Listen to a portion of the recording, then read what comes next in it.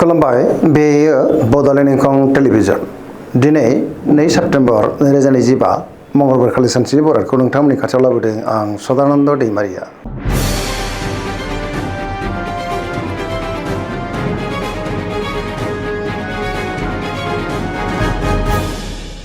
सिगां फरायनो लादों मेष राशि गिबि हांखो अ ल दिनैनि साना मोजां आरो गाज्रिनि गेजेरजोंनो बाबेलांनो हागौ। गोसोआव गोनो गोथो साननायबो फैनो हागौ। गुबुननि थाखाय दिनै नाङा फाङा जेंनायाव गोग्लैनांनोबो हागौ। बहाबा दावबायोब्ला लामा सामायाव सांग्रां जानांगोन।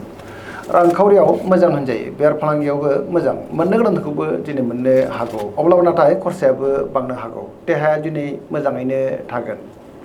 सुथुरनि गाज्रि नोजोर थानोबो हागौ। मोनफ्रोमबो बिथिङावनो दिनै सांग्रां जानाया गाहाम। लाइमोनफ्रा गावबा गावनि गोसोनि साननायफोरखौ दिनै फोरमायलायनो गोब्राब जानोबो हागौ। नेगेटिभ एनार्जिनि गोहोम गोग्लैनोबो हागौ। गुबुननिफ्राय हेफाजाब मोननो दिनै गोब्राब जानोबो हागौ। धोरोमारि बिथिङाव गोसो दुंखांगोन।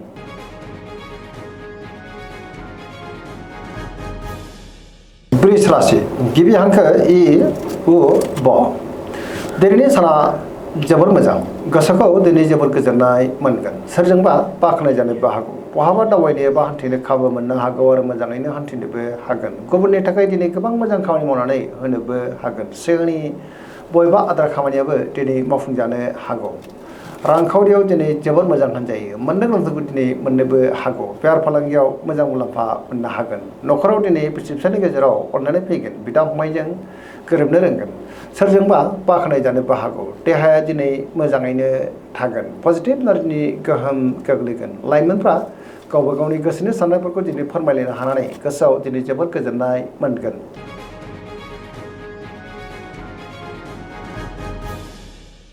मिथुन राशि गिबि हांखो क स दिनैनि साना मोजां आरो गाज्रिनि गेजेरजोंनो बाबेलांनो हागौ। गोसोआव दिनै गोनो गोथो साननायबो फैनो हागौ। गावनि गोसोनि साननायफोरखौ दिनै गुबुननो फोरमायनो गोब्राब जागोन। माबा मोनसे जेंनाजों दिनै मोगा मोगि जानांनोबो हागौ। सुथुरनि गाज्रि नोजोर थानोबो हागौ। देहाया दिनै बारा मोजां थानाय नङा। गोबां रोखोमनि देहायारि जेंनाजों मोगा मोगि जानांनोबो हागौ। जानाय लोंनायाव दिनै सांग्रां जानांगोन। रांखावरियाव मोजां अब्लाबो नाथाय खरसाया बांनोबो हागौ। बेफार फालांगियाव मोजां होनजायो। गुबुननि थाखाय नाङा फाङा जेंनायाव गोग्लैनांनो हागौ। नेगेटिभ एनार्जिनि गोहोमबो गोग्लैनो हागौ। मोनफ्रोमबो बिथिङावनो दिनै सांग्रां जानाया गाहाम। गुबुनजों मोजां सोमोन्दो लाखिनो दिनै गोब्राब जागोन। सुथुरनि गाज्रि नोजोर थानोबो हागौ। लाइमोनफोरनि गोसोआ दिनै जोबोर आला खाला जागोन।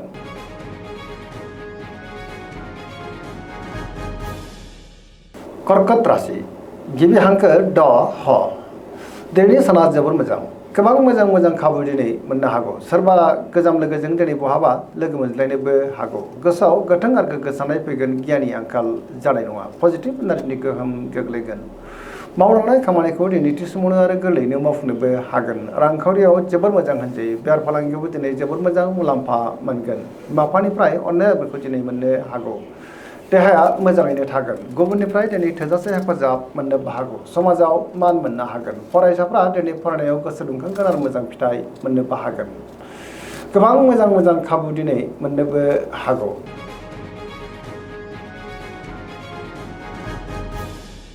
सिंह राशि गिबि हांखो म ट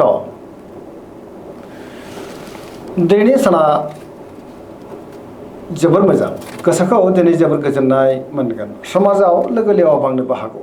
गोबां मोजां खाबु दिनै मोननो हागौ। सिगांनि बबेबा आद्रा खामानियाबो दिनै गोरलैयैनो मावफुंजानोबो हागौ। बहाबा दावबायनो एबा हान्थिनो खाबु मोनगोन आरो मोजाङैनो हान्थिनोबो हागोन। देहाया दिनै मोजाङैनो थागोन। अब्लाबो नाथाय जानाय लोंनायाव सांग्रां जानांगोन। रांखावरियाव मोजां होनजायो। बेफार फालांगियावबो मोजां मुलाम्फा मोननो हागोन। बिदा फंबायनिफ्राय थोजासे हेफाजाब मोननो हागोन। बयजोंबो गोरोबनो रोंगोन। पजिटिभ एनार्जिनि गोहोम गोग्लैगोन। बिमा बिफानिफ्राय अननाय आदरखौ दिनै मोननो हागोन। सोरबा लोगोजों बाख्नाय जानानै गोसोआव दिनै जोबोर गोजोननाय फैगोन।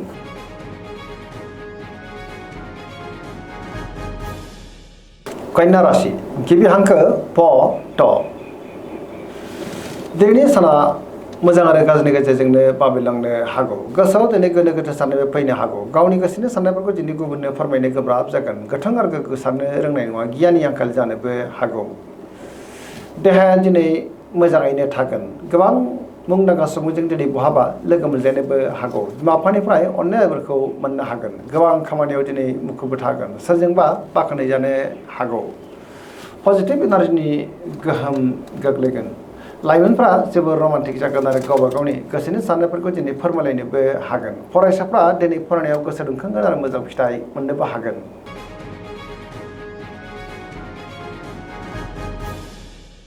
तुला राशि गिबि हांखो र थ दिनैनि साना जोबोर मोजां गोबां मोजां खाबु दिनै मोननोबो हागौ सोरजोंबा बाख्नाय जानोबो हागौ बहाबा दावबायनो बा हान्थिनो खाबु मोनगोन आरो मोजाङैनो हान्थिनोबो हागोन गोसोनि बोलोआ बांगोन सोरजोंबा बाख्नाय जानानै गोसोआ दिनै जोबोर खुसि जानोबो हागौ मावनो लानाय खामानिफोरखौ थि समावनो आरो गोरलैनो मावफुंनो हागोन देहाया दिनै मोजाङैनो थागोन हरखाबै बहानिफ्रायबो मोजां खौरांबो फैनो हागौ रांखावरियाव दिनै जोबोर मोजां होनजायो बेफार फालांगियावबो जोबोर मोजां मुलाम्फा मोननो हागोन न'खराव बिसि फिसायनि गेजेराव अननानै फैगोन समाजावबो मान मोननो हागोन गुबुननि थाखाय दिनै गोबां मोजां खामानि मावनानै होनोबो हागोन लोगोफोरनिफ्राय थोजासे हेफाजाब मोननो हागौ गोदान थांखि लानो रोंगोन सेंग्रा सिख्लाफोरनि गोसोआ दिनै जोबोर रमान्टिक जागोन आरो गावबा गावनि गोसोनि साननायफोरखौ फोरमायलायनोबो हागोन पजिटिभ एनार्जिनि गोहोम गोग्लैगोन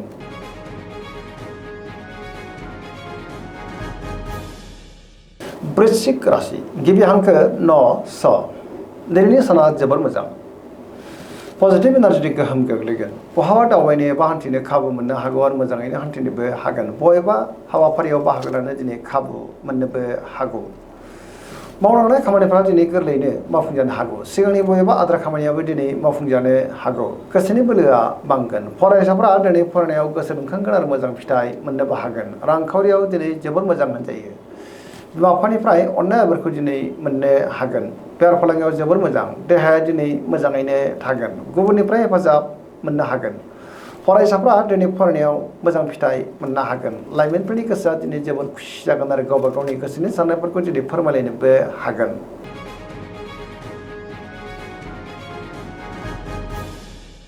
धनु राशि गिबि हांखो ध फ भ दिनैनि साना जोबोर मोजां बहाबा दावबायनो बा हान्थिनो खाबु मोननो हागौ आरो मोजाङैनो हान्थिनोबो हागोन लोगोफोरनिफ्राय दिनै थोजासे हेफाजाबबो मोननो हागौ सिगांनि बबेबा आद्रा खामानिखौ मावफुंनो हानानै गोसोआव दिनै जोबोर गोजोननाय फैगोन माबा नङा मोनसे मोजां खौरां फैनोबो हागौ सोरबा लोगोजों बाख्नाय जानोबो हागौ रांखावरियाव मोजां होनजायो बेफार फालांगियाव मोजां आयाबो बांनो हागौ समाजाव दिनै गोबां मान मोनगोन देहाया दिनै मोजाङैनो थागोन अब्लाबो नाथाय जानाय लोंनायाव सांग्रां जानांगोन लाइमोनफ्रा गावबा गावनि गोसोनि साननायफोरखौ दिनै फोरमायलायनो हागोन बिदा फंबायनिफ्राय हेफाजाबबो मोननो हागौ बहानिफ्रायबा हरखाबै मोजां खौरां फैनो हागौ सरासनस्रायै दिनै साना जोबोर मोजां आरो मोजाङैनो बारग'लांगोन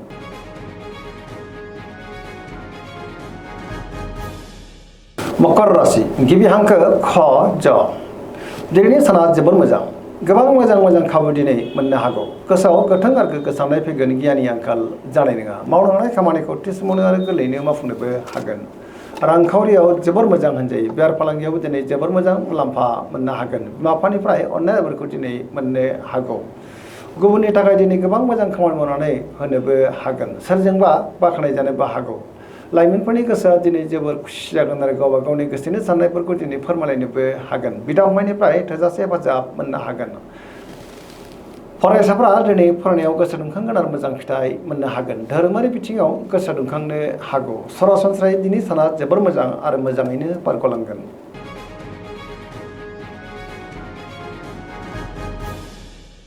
कुम्भ राशि गिबि हांखो ग स दिनैनि साना जोबोर मोजां गावनि गोसोनि साननायफोरखौ दिनै गुबुननो फोरमायनोबो हागोन गोसोआव गोथों आरो गोग्गो साननाय फैगोन गियाननि आंखाल जानाय नङा सोरबा लोगोजों बाख्नाय जानोबो हागौ सिगांनि बबेबा आद्रा खामानिया मावफुंजानायाव गोसोआ दिनै जोबोर खुसि जागोन बबेबा जेंनाखौ दिनै गोरलैयैनो सुस्रांनोबो हागोन गुबुनखौ हेफाजाब होनो हागोन बहानिफ्रायबा हरखाबै मोजां खौरां फैनो हागौ देहाया दिनै मोजाङैनो थागोन अब्लाबो नाथाय जानाय लोंनायाव सांग्रां जानांगोन बिमा बिफानिफ्राय अननायफोरखौ मोननो हागोन बिदा फंबायनिफ्राय हेफाजाबखौ मोननो हागोन बिसि फिसायनि गेजेराव दिनै अनलायनाया बांगोन आरो पजिटिभ एनार्जिनि गोहोम गोग्लैगोन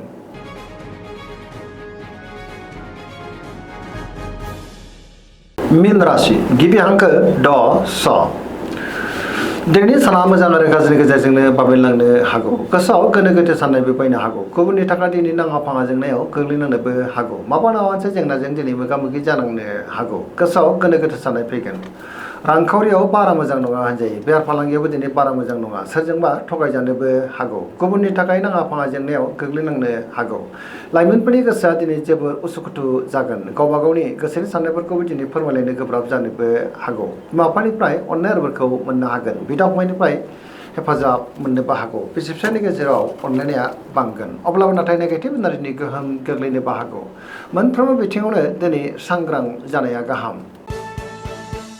दिनैनि राशि फरायनाय एसेनोसै जोबनायाव बेखौनो खावलायो जाहाथे नोंथांमोना सानफ्रामबो जोंनि बे बड'लेण्ड इंखं टेलिभिजनखौ नायबाय थायो आरो साबस्क्राइब खालामो लोगोसे लाइक खालामो आरो शेयार खालामो एसेनोसै गोजोन्थों।